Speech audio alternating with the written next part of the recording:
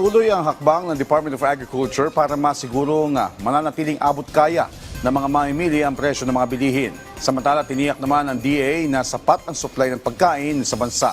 Si Vel Custodio sa detalye.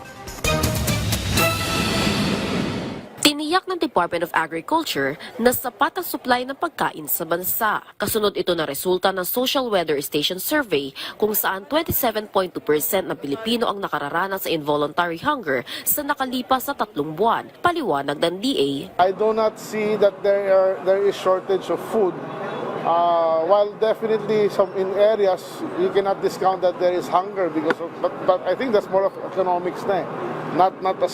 It is not agriculture related eh. Kasi we have almost most of everything, lalo na ngayong March, April, May, June. Posible rin aniya na isa sa naging dahilan ng resulta ng SWS survey ay ang dry season noong nakaraang taon. Well, if the study was made before, meaning last quarter of last year, siyempre naman, every year, last quarter, lahat presyo tumataas eh.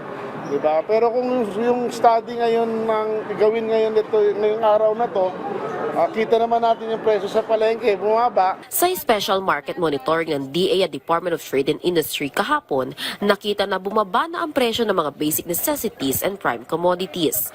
Lalo na't ibinaba pa sa 45 pesos ang maximum suggested retail price ng 5% broken imported rice simula kahapon mula sa dating 49 pesos MSRP. Bukod dito, sunod-sunod din ang mga programa ng DA para pababain ang presyo sa merkado at siguraduhin na sapat at walang masasayang na supply ng pagkain. Kabilang dito ang kadiwa ng Pangulo Program, pagpapataw ng MSRP sa pork at pagpapatayo ng 99 cold storage facilities para sa gulay, prutas at high-value crops. Habang tuloy-tuloy din ang walang gutom program ng Department of Social Welfare and Development na nagbibigay benepisyo sa nasa 300,000 household o 1.5 milyon na individual sa pamamagitan ng pamamahagi ng 3,000 pesos food aid.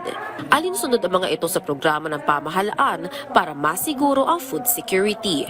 Vel Custodio para sa Pambansang TV sa Bagong Pilipinas.